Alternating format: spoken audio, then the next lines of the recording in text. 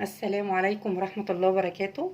اللهم صل وسلم وبارك عليك يا حبيبي يا رسول الله. نبدأ فيديو جديد نحضر الفطار كده مع بعض. حبيت أشارككم بس وأنا بحضر الفطار.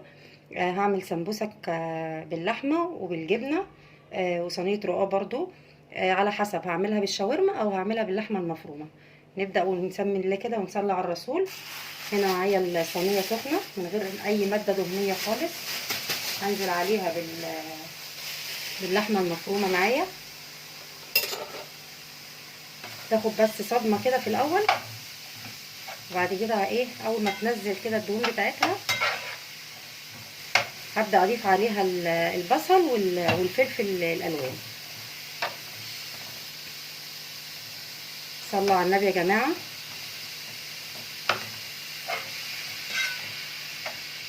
هفصل الكاميرا بس لحد ما تتشوح معايا كده بسيط، وبعد كده هرجع لكم تاني. كنا فرمت البصل وحضرت الفلفل.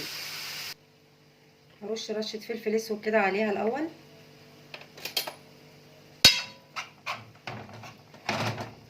تاخد بس كده لون معايا، وبعد كده انزل على طول بالبصل.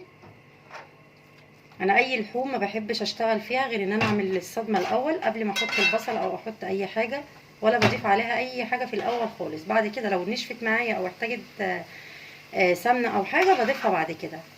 لحمه مفرومه، سجق، بانيه، شاورما، اي حاجه بعملها بحب اديها الصدمه كده في الاول، بحب اصدمها يعني بمعنى اصح. هي دقيقتين بس كده تقليب ولا حاجه على النار، وبعد كده انزل على طول على البصل. انا فرمت معايا 4 بصلات صغيرين مش كبار، بحب اكتر انا البصل والفلفل، ترمي معايا كميه كبيره شويه.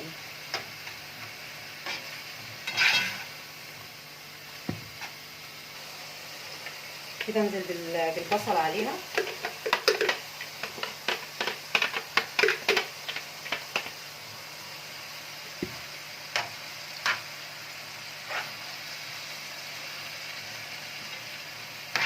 كده كميه اللحمه المفرومه تكتر معايا لما اكتر من البصل واكتر من الفلفل.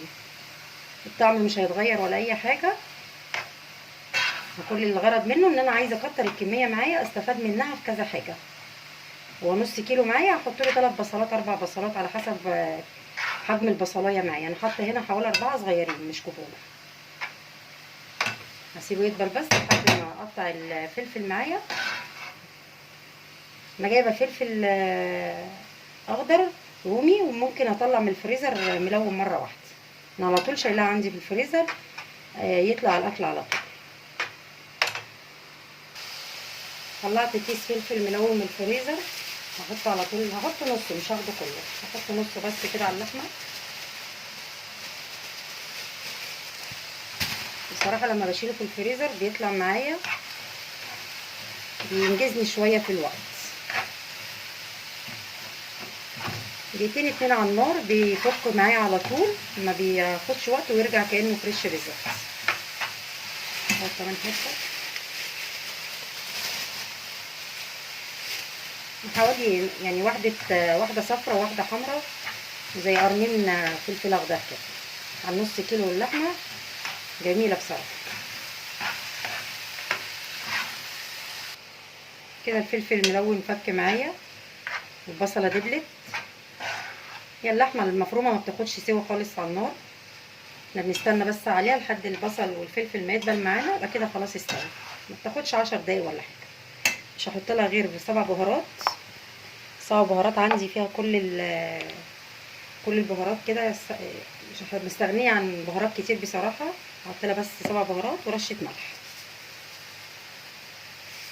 طبعا احنا ايدينا مقدار، ما بندوقش اكل خالص. انا عن نفسي ولا رمضان ولا غير رمضان بدوق اكل ولا عصاير ولا اي حاجه. عينينا كده بتشوف الحاجه والمقدار وخلاص.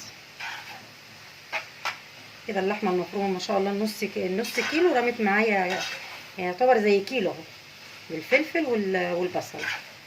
واللحمه باينه معايا برده، مش يعني الفلفل والبصل مش مداريهم خالص. كده ما شاء الله اللحمه خلصت خلاص، ناشفه خالص اهي، مفيهاش اي حاجه ولا ميه نازله ولا اي حاجه. طالما نشفت معايا كده اطفي عليها على طول. ناشفه خالص، ولا فيها دهون ولا فيها ميه ولا فيها اي حاجه. ما شاء الله ما خدتش وقت معايا خالص. الفلفل مطلعاه من الفريزر، البصل دي بالمعايا نزلت على طول بيها. ما شاء الله كده خلصنا اللحمه. كده ركنت اللحمه تبرد بس معايا لحد ما اشتغل بيها على طول. دي الشاورما اللي انا كنت عاملاها معاكم في فيديو. خدت نص الطبق، هسخنها بس كده على النار، على نار هاديه خالص تفك معايا. هستخدمها دلوقتي معاكم وهشيل الباقي في الفريزر لمره تانية ان شاء الله. كده الشاورما فكت معايا كأنها لسه معمولة صبحة دلوقتي، زي العسل. بصراحة الحاجة لما بتكون في الفريزر بتنجز معايا في الوقت جدا، لان يومنا بجد مشغول في الدروس والنزول والطلوع، فما فيش وقت خالص. اهي تحفة. واللحمة برضو سايباها ايه تهدى كده معايا عشان اعملها على طول في السمبوسك. هنا عملت شوربة كدابة اعمل بيها الرقاق معايا. شويه ميه مع في بهارات مع ملح مع فلفل اسود مع معلقتين سمنه، لان انا ما بستخدمش السمنه في الرقاق، بحطه في الشوربه على طول. اي شوربه موجوده عندي، ما فيش شوربه ممكن اعملها كدابه زي دي كده. ربنا يسامحنا بقى في الايام المفترجه دي.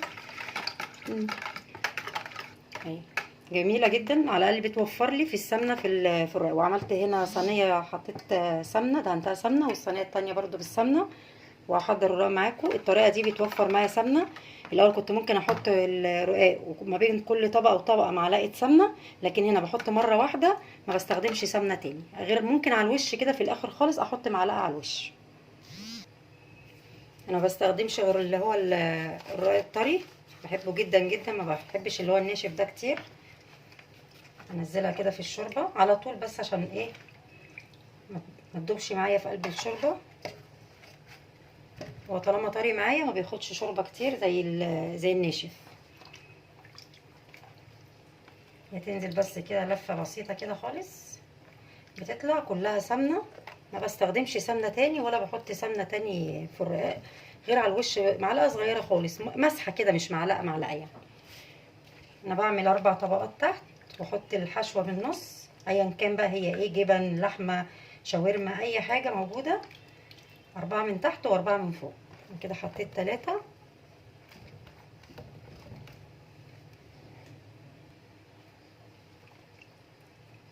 ادي الرابعه. كده حطيت 4 تحت. السمنه فيها وجميله جدا اهي. هنزل بالشاورما بتاعتي.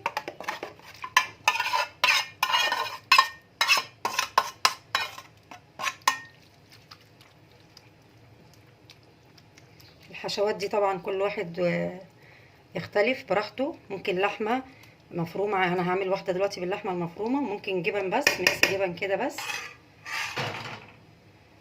احط بقى 4 وحدات من فوق وارجع لكم تاني. كده انا حطيت 4 تحت و4 فوق. وفي طروف طالعه ولا حاجه انزلها من الصينيه من جوه كده، تبقى طريه وجميله جدا جدا، ما فيهاش سمنه كتير برضو.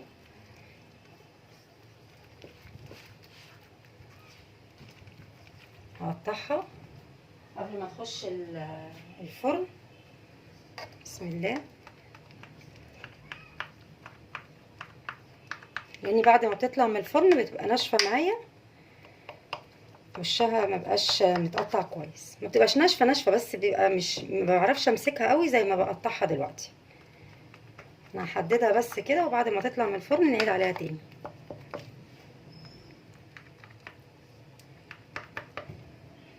طريقه سهله وما خدتش في ايدي اي حاجه خالص. الرق ده دايما بيبقى عندي في الفريزر متشال، طالما طري عندي بشيله في الفريزر على طول في اي وقت يطلع. بس بسيبه ساعتين 3 كده يفك معايا، وابدا اعمله على طول.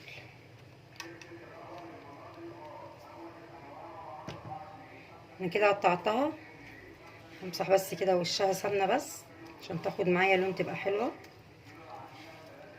مش هتاخد وقت في الفرن خالص، طبعا الفرن كل فرن يختلف عن التاني. رشه بسيطه خالص كده، وفي نفس الوقت احنا وفرنا كده في السمنه، غير ما نحط طبقه، كل طبقه معلقه سمنه. هحطها في الفرن بس كده، وبعد كده يد عليها الشوايه وخلاص. دي الصينيه التانية معايا، اعملها بنفس الطريقه بس دي بلحمه مفرومه.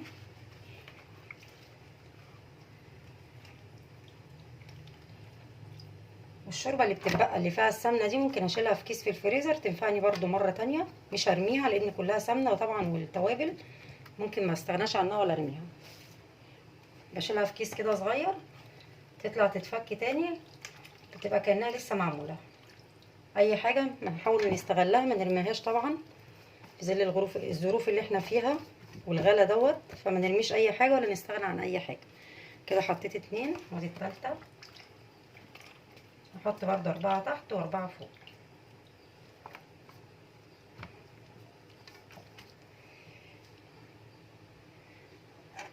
كده اللحمه بردت معايا اهي، ناخد بس نصها كده او اقل من نصها كده. غير المكرونه ما بياخدش لحمه كتير، ممكن لو ربع كيلو يعملوا معانا صينيه كبيره زي دي كده. دي ما شاء الله جميله جميله جدا، ريحه اللحمه حلوه قوي،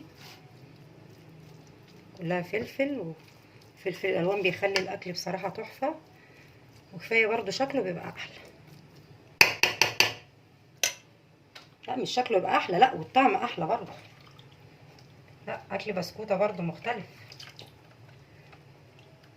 نحط 4 طبقات فوق. الصينيه دي معايا اكبر من التانية. الرقاق بيبقى طعمه احلى من الجلاش. بحب الرقاق جدا جدا، اللي هو الطري ده بيبقى حلو قوي باللحمه المفرومه او بالشاورما. كده انا حطيت 2 ودي التالتة.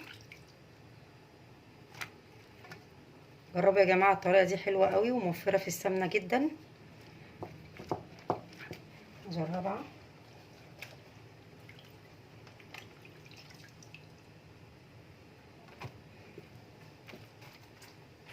اقطعها برضو وادهن وشها سمنه، ودول مش هرميهم، هشيلها في كيس وفي الفريزر استخدمها مره تانية ان شاء الله. ارجعها اقطعها وارجع لكم تاني. كده خلصت الصينيه التانية، دهنت وشها بس كده حته سمنه صغيره مش كبيره، هركنها لحد التانية ما تطلع. ودي الشوربه المتبقيه، هي شوربه كدابه بس مش هرميها لان كلها بهارات والسمنه اللي انا حطيتها، فطبعا مش هستغنى عنها، هشيلها في الفريزر. هتنفع برضو في يوم تاني اطلع رقاق ولا حاجه، لان عندي برضو رقاق في الفريزر طري، تنفعني ان شاء الله في يوم تاني. نسمي الله ونبدا في اللي بعده. بصي يا ست الكل بقى نعمل ايه، سمبوسه بطريقه سهله جدا، يكون كل بنوته تخش تعملها مش هتاخد في ايديها اي حاجه خالص. اي نوع سمبوسه موجود في السوق، ممكن نعملها 2 او واحده حسب حجم السمبوسك معانا. هنعملها كده يا رب بس تكون واضحه. انا عايزاها في ايدي تكون على رسمه ايه، قرطاس صغنن كده، احشيها بقى الحشوه اللي انا عايزاها. معايا اللحمه هنا، ممكن نحط كده معلقه، نبططها ايه، وناخدها بقى عكس وعكيس كده معانا، نتك بس عليها عشان ما تفكش مننا ولا تطلع الحشوه اللي جواها، ايا كان بقى الحشوه اللي موجوده هي بتبقى طالعه كده. ممكن الحته الزياده دي اعملها بميه ودقيق محضرها معايا اهي، وممكن ندخلها من هنا كده مش هتفك معانا في الزيت خالص. معلش فصلت وانا الكاميرا فصلت وانا شغاله، مفكره ان انا بصور، كنت انا عملت دول وببص لقيتها مفصوله. هبدا اعمل معاكم واحده تانية.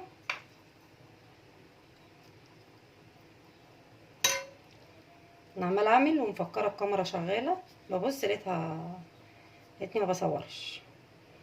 نمسحها بس كده مسحه هي معلقتين دقيق مع شويه ميه، ممكن نعملها كده نلزقها ونشيل الزياده ايه في الفتحه اللي هنا عشان ما تفكش ايه معانا بس. ولازم نحطها ونغطي عليها طول ما انا شغاله، بحطها في العلبه واغطي عليها كده عشان ما تنشفش معايا، لان لو نشفت معايا بتتفتح وهي بتتحمر ما بتبقاش حلوه. اللي بلاقيها رقيقه قوي كده بحط معاها واحده كمان، انا ما بحبهاش تكون رقيقه قوي. واحده على واحده كده نعملها كده، طريقة سهلة جدا ما بتاخدش اي وقت خالص، ونحشيها اي حشوة موجودة عندنا، ممكن جبن بس وممكن لحمة، اي حشوة موجودة. منقفش منقفش على حاجة، نشتغل باي حاجة موجودة، والحاجة ما شاء الله بتطلع زي العسل.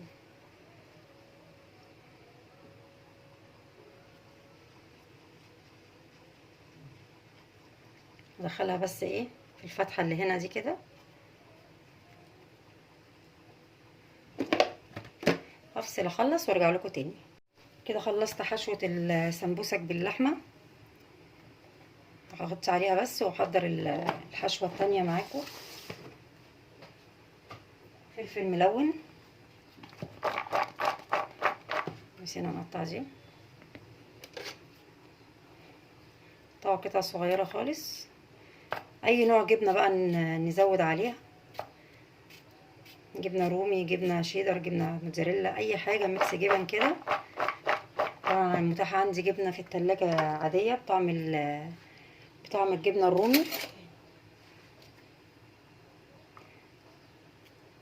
انزل عليها جبنة بيضة، جبنة في كذا طعم، اللي هو البسطرمة، شيدر. هنزل عليها، نعمل سمبوسك بحشوة الجبن، نهرسها كلها في قلب بعض.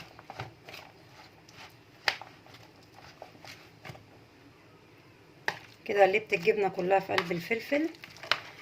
طبعا زي ما قلت لكم دي اختيارات، اي نوع جبن موجودة نستخدمها على طول. ده اللي كان موجود عندي، فلفل ملون واخضر، والجبنة في التلاجة استخدمتها.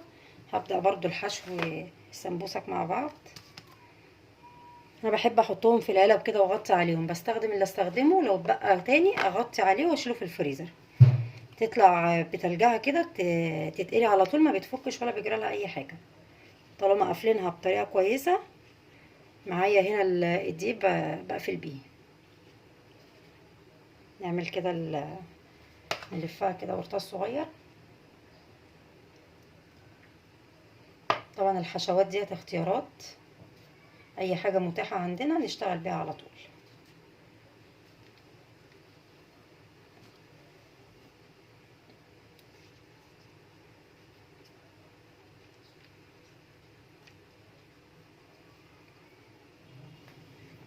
كده حطيتها في العلبه اهي. انا هقعد احشي لحد السمبوسك ما تخلص.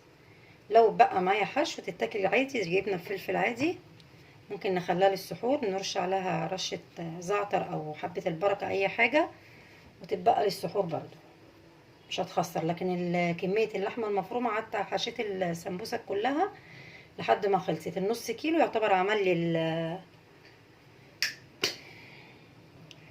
عملت لي صينيه الرقاق والسمبوسك بالنص كيلو لحمه. المفروض ما نسيبش السمبوسك من غير غطا خالص، عشان بتنشف معانا زي الجلاش كده، او الطري. على طول بخليهم متغطيين، يا اما اشيلهم في الفريزر على طول، ما سيبهاش كده مفتوحين من غير حاجه.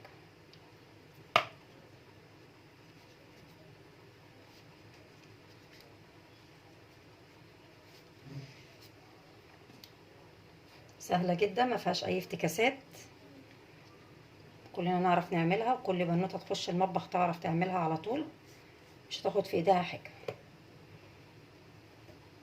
هلف انا الكميه بقى الباقيه معايا وارجع لكم تاني. وكده خلصت حشوه الجبنه، سمبوسك بالجبنه برضو، ده اللي اتبقى منها. هشيلهم طبعا للسحور، مش هيخسروا. يبقى دي كده معايا الجبنه بالفلفل، وده اللحمه المفرومه. هغطيهم لساعه الفطار، احمر على طول، واللي يتبقى هشيله في الفريزر بعلبته كده، هينفع برضو يوم تاني. جميله جدا جدا. انا ساعات بجيبها كميه كبيره واعملها، بس لما كانت اللحمه رخيصه بتقعد معايا فتره طويله في الفريزر، بتطلع التحمير على طول، بتبقى جميله جدا. اما نيجي نحمر هفتح الكاميرا تاني. وكده كان الرقاق خرج من الفرن، بس لازم اغطيه عشان يفضل طري معايا. احط الصينيتين كده على بعض،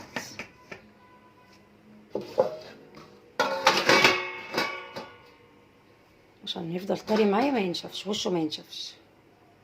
انا طلعت كيس عصير من الفريزر، فك معايا شويه، احطه في الشفشه. هزود عليه كوبايتين ميه لان هو معايا شايلاه مركز، مش ضايفه عليه ميه خالص. كنت عامله مره معاكم في الفيديو.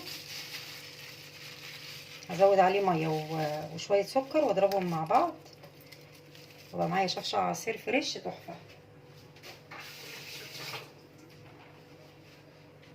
مش هنزود سكر كتير لان انا شايلاه بالسكر، هزود بس سكر عشان الميه اللي انا هحطها. كده هزود عليه كوبايتين ميه وخلاص كده، مع شويه سكر. انا كده شايلاه بالسكر بتاعه فمش هحتاج سكر كتير. طريقه تخزين العصاير بالطريقه ديت بتخلي بوفر سكر كتير جدا. لما باجي استخدمه بعد كده ما بستخدمش سكر تاني، فالطريقه دي بصراحه بتوفر لي سكر كتير. هضربه بس كده بالهاند بلندر على طول، هديله بس ضربه كده على طول والسكر يدوب معايا.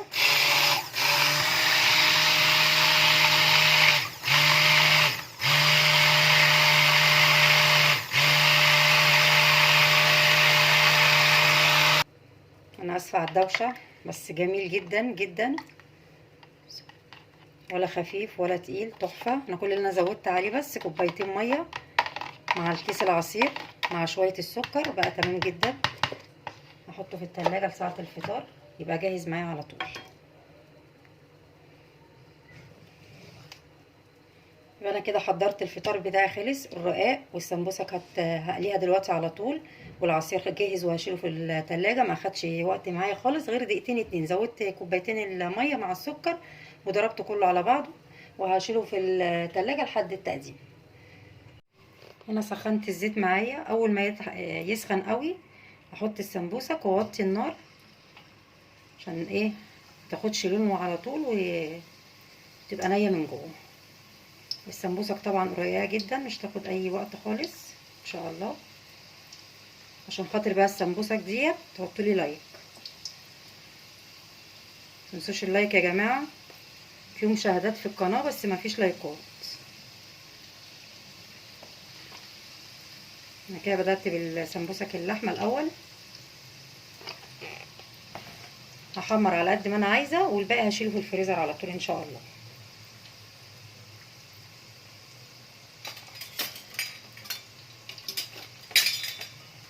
تاخد اللون واقلبها على الناحيه التانية واطلعها على طول.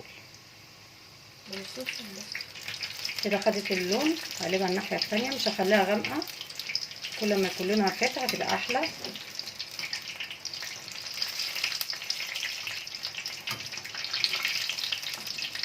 هي بتاخدش دقيقتين واقلبها على طول.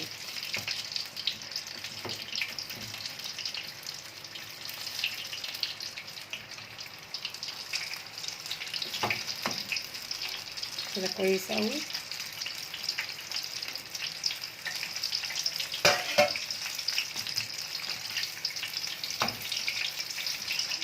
طلع الطاسه دي واحط اللي بعدها. انا بدات الاول احمر باللحمه الاول، هحط السمبوسك باللحمه في طبق والجبنه في طبق عشان ابقى عارفاها من بعض، اللي حابب من دي ياكل واللي حابب من دي ياكل. تاني طاسه معايا، الزيت سخن معايا ومغطيه على طول عشان ما تاخدش لون على طول اول ما احطها. جميله جدا جدا وسهله خالص، وجميله جدا في العزومات كمان، مع المكرونه مع الرقاق مع فراخ مشويه مع بانيه. كل دي افكار لعزومات، يبقى محضرين قبلها طبعا. بتبقى اي عزومه، اي حد بيحضر العزومه بيحضر حاجتها من قبلها بيوم ولا حاجه، بيبقى عنده كل حاجه في الفريزر تطلع على طول، ما تاخدش وقت ولا نقف وقت طويل في المطبخ. رمضان يا جماعه مش واقفه في المطبخ، رمضان طبعا صلاه ونختم القرآن، مش كل حاجه نقف في المطبخ، على قد ما نقدر نوفر وقت شويه لحاجات تانية.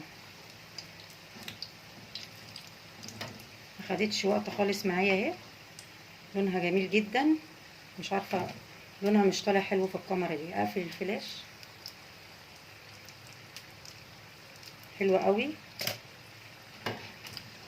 ما بتاخدش وقت في الزيت خالص. ممكن كمان نحمرها في الفرن، رش زيت بسيطة خالص ونحطها تحت الشواية كده، تاخد لون على الجنب ده وعلى الجنب ده، بس بتبقى ناشفة شوية، متبقاش حلوة قوي، متبقاش طرية زي كده. دي الكمية اللي فضلت معايا، هشيلها في الفريزر، هغطيها طبعا عشان ما تنشفش مني، وابدأ اعمل السمبوسك بالجبنة. دي السمبوسك بتاعت الجبنة.